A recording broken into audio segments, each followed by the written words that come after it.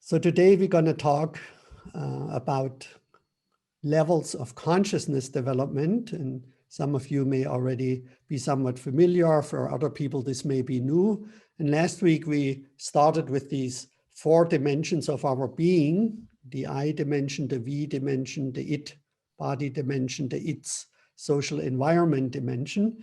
And I said, metaphorically speaking, in the next 4 sessions, we're going to build on this foundation 8 floors. So metaphorically speaking, you could see them as floors of a building, even though in a moment I'm going to use another metaphor, so don't get too attached to that. And I'll give you a little, share my screen to give you a bit of an introduction to this evolution of consciousness, as it's usually referred to. And there is generally 2 ways how people relate to that, or maybe 3 ways. One is to look at it from an evolutionary perspective, that of course there have been living things on the planet for a few billion years, and then mammals, and then our very, very early ancestors, apes, and then of course evolution didn't exactly happen like this, but nowadays we have a pretty good understanding how humanity evolved through different stages of cultural evolution, from archaic survival to modern and postmodern and integral. And here we are today, a product of these billions of years of evolution and millions of years of early human and then Homo sapien evolution. So that's one way of looking at this. And there have been researchers who looked into these things, these parts of evolution, maybe starting even with Hegel and others. And then another way to look at human evolution is, and we're going to do that today a little bit, is how children evolve from after birth to adulthood. And Piaget and Erik Erikson have been famous researchers who identified relatively clearly discernible stages that every or most children that are in a healthy environment evolve through. And then we also know from some later research, maybe starting around the time of Abraham Maslow, who came up with this hierarchy of need, which was in a way a developmental model, even though before his passing, he questioned if this hierarchy of need actually unfolds in this way. But a lot of people still use it and can relate to it. And here is the insight that humans not only evolve from birth to adulthood, and then their self is fully developed and they don't change. We now know that we all have the potential to increase what Robert Keegan from Harvard University calls mental complexity. It's just a related word to consciousness development, which is like a catch-all phrase for cognitive development, moral development, value development, worldview development. Right? There are different approaches to measuring or identifying these different stages. And here this just indicates that, let's say at age 30, you're at a particular level of mental complexity. There is a good chance that into old age, you have the potential to evolve in consciousness. Not everybody does that, but most people do, and probably most people who are here have already evolved in consciousness since you became a young adult, and hopefully, and almost most certainly you will continue to evolve. And we are using in going forward this metaphor of Ken Wilber's ladder and climber and view, and I will in a moment show that a little more in detail. So we're just going to refer here to the right, and you see there is all these different colors and very short descriptions of 8 stages. And this model is somewhat related, relatively closely related, to research that a psychologist, a contemporary of Abraham Maslow, developed, which was later called spiral dynamics. And Claire Graves actually sometimes taught Abraham Maslow's classes. So they knew each other and were at least colleagues, maybe friends. And Claire Graves did research by asking questions like, what is a functional human being, or what are the values that a healthy human being displays, or how does a healthy human being make sense of the world, et cetera, et cetera. And he identified in his lifetime 8 stages, and he had 2 students, Don Beck and Chris Kovan, who, after Claire Graves passed away, published a book called Spiral Dynamics. So they came up with that term. And Claire Graves had a number letter system to indicate these different stages and to show how they kind of like go back and forth like a pendulum, and people go up these stages. And they decided to give each of these stages, instead of numbers, giving them colors. And so people didn't feel so labeled, right? Colors are more neutral. And so they gave the colors beige, purple, red, blue, orange, green, yellow, and turquoise. And then Chris and Don, they had a falling out and they went separate ways, and Don Beck joined the integral bandwagon, so to speak, and got together with Ken Wilber, and Ken Wilber adapted parts of the spiral dynamic model, and then Don and Ken had a falling out. And then Ken, a little bit unfortunate in my opinion, changed some of the colors, which sometimes leads to confusion. You don't really need to remember that, but in case you already are familiar with one or the other system, that's why we in integral now call beige infrared and purple magenta, and blue became amber and yellow became teal. So they're more the color spectrum than just these more randomly chosen colors. They're not randomly chosen by the spiral dynamics people, right? They said beige is more like the earth, and this is more like tribal leaders, and blue was more like the sky, and orange industrial, and green more the green living, and I don't know why they call this yellow. Anyway, so I probably going forward throughout the whole training will sometimes kind of like unconsciously maybe mention the color, or I will say the word behind it, or I may say the number of the stage, or maybe a few of these things. So in a few weeks, this will just become part of your language, and you will understand what these colors and these numbers, not only what they mean, but also what are the underlying needs and drives that are satisfied by each of these developmental stages. And what we're going to do today is we're going to explore in an exercise mainly, that you will do a paired exercise. We will explore the 3 first stages of this model, starting with the beige infrared stage that is mainly concerned with basic survival instincts and impulses that are very loosely related with your reptilian brainstem. Right? That's where your pure survival impulses, including primal sexual drives and things like that, are embedded. And here is a picture of very early pre-humans that were, again, mainly concerned with their survival and with procreation. And I will give a few more details in a moment about that. And then humans evolved from this pure survival kind of animalistic reptilian brain controlled part, and language developed, and they formed tribes, as you can see here in the upper right, in the picture up here, the tribal living. And that's very loosely, again, related to the limbic brain system, but of course there was already a neocortex there. But these people were very much driven by their emotions. And so this stage has mainly to do with feeling safe or unsafe, and belonging in a very deep, intuitive way, or an emotional way. And also there are superstitious thoughts emerged at this stage. So we get polytheism, many ghosts and natural forces, some of them true, right? So they were very connected with nature, but they didn't have real rational explanations for thunderstorms and for the seasons, and made a lot of wrong assumptions about cause and effect.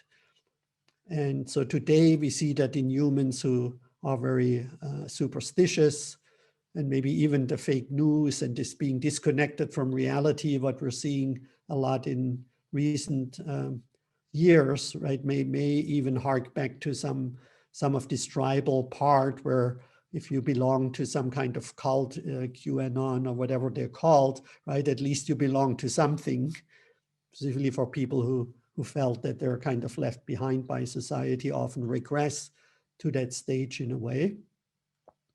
And what's interesting and what we will look at as we move forward in the stages is that except for the first survival stage, each of them has specific books, relationship books that cater to people at these levels of development. So here we have a book called Love Science Book, 2nd edition, yoo-hoo. Use astrology to find your perfect partner. Right? 10, 15 years ago, I was dating online and I met this woman and we found each other attractive. We talked on the phone and I felt, no, we're kind of hitting it off. And then she said, Martin, I'm really interested. Can you tell me when you were born and where and exactly what time? And then she said, just give me a few minutes. And she entered it into her astrology program. And then she said, too bad, I just entered it and the stars for us are not aligned. We're not going to be a good couple. So I wish you all the best. And I never met her. So maybe she was right, but we never did the test. We never found out. So she probably had that book and took it very seriously. So that's a little example of this, what I would call magical thinking. And then, of course, humans don't stay in this stage. So this is when children, this stage is also when children become self-conscious and they say mommy and daddy and dada and nana, and they know the names, or at least they know the people in their tribe, in their family.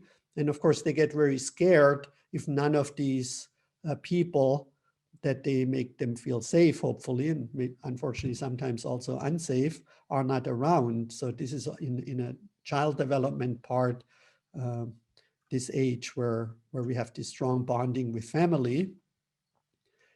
And for most people, that doesn't last forever. So at one point, they develop a more autonomous self. They learn to say yes and no to things, and I want this and I don't want this. And parents often call it a terrible twos when children become really rebellious and no longer really do everything that they want them to do, and they want things that the parents don't want. So there's strong sense of self, of an ego develops, of power and independence.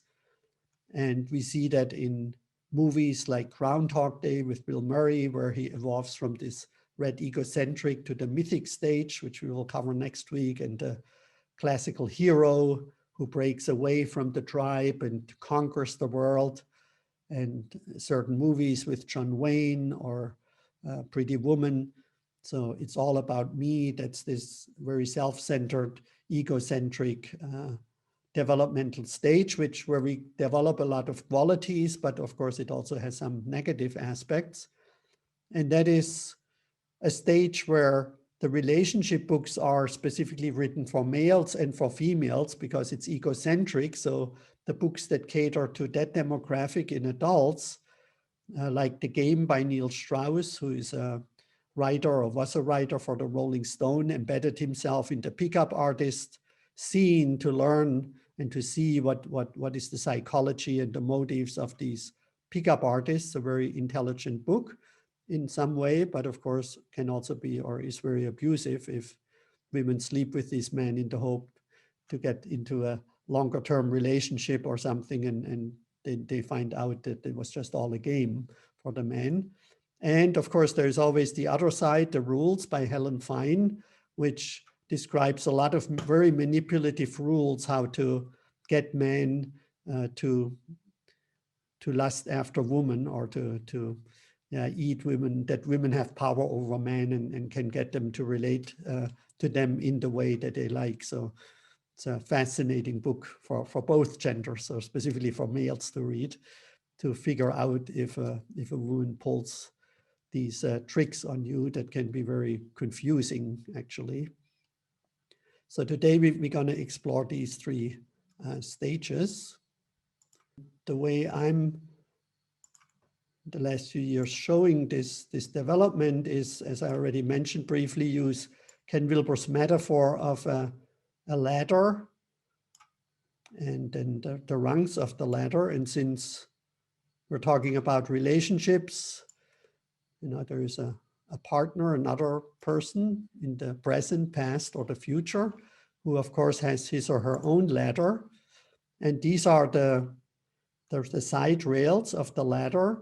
And this development happens in the same direction for all humans. So that's pretty amazing that we have this potential to develop in the same direction. And when we are born, there is nothing there or very little there.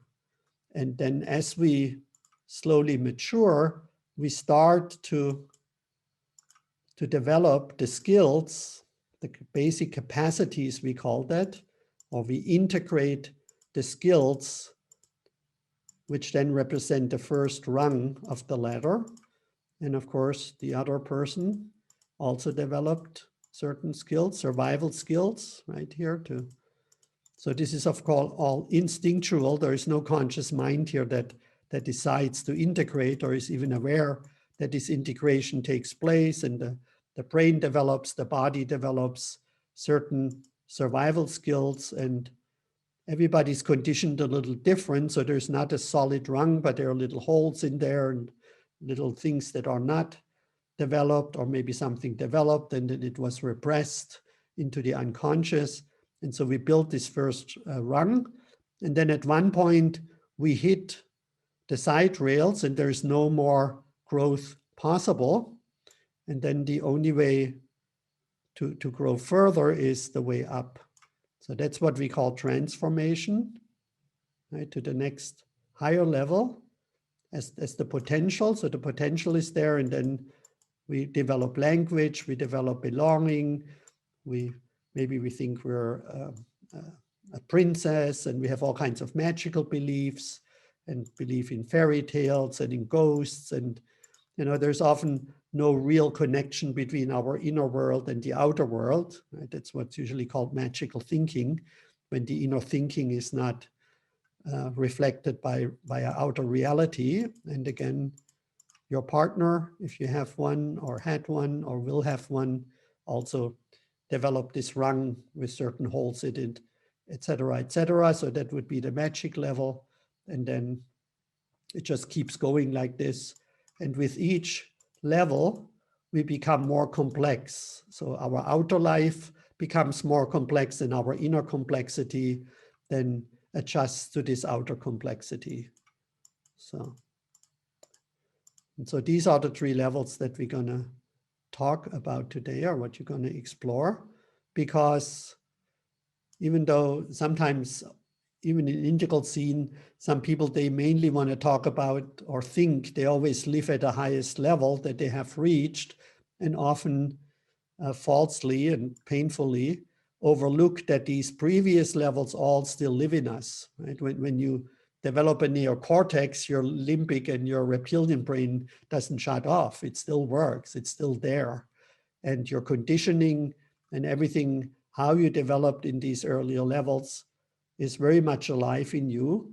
And specifically when we get into romantic relationships, that's why I draw these two ladders here to make that clear, is specifically then these impulses around sexuality and belonging and safety and boundaries and power over, power with, empowering each other become very much alive.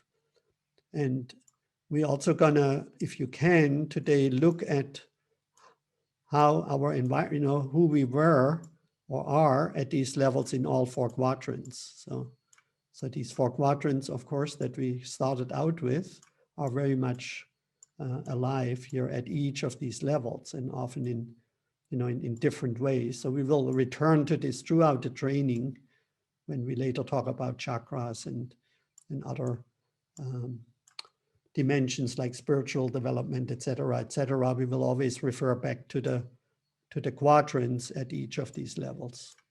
But today you can go to that level of complexity, but you don't really have to.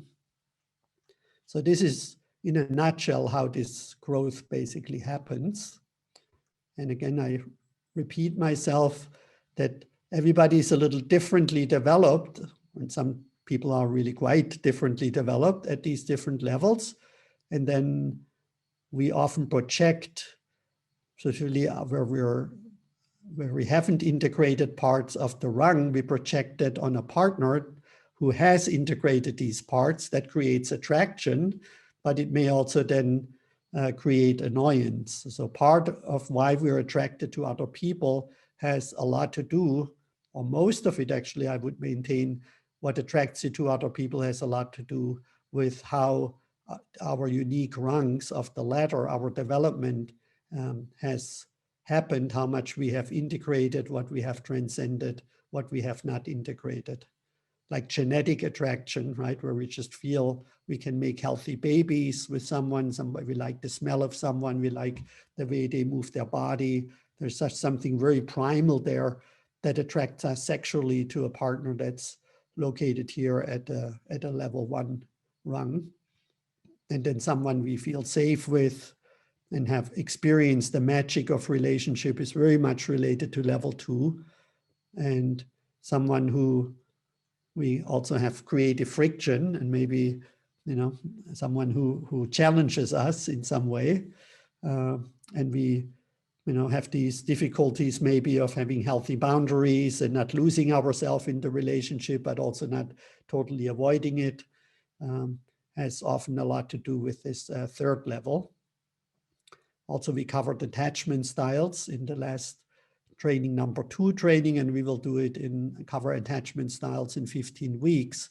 So we will again revisit these early developmental stages where our attachment styles are also formed and embedded, deeply embedded in our brain, in our early, actually 40 seconds after birth, our attachment style begins to be embedded in our brain. So there's a lot of stuff there to consider and to learn about ourselves and others and to consider.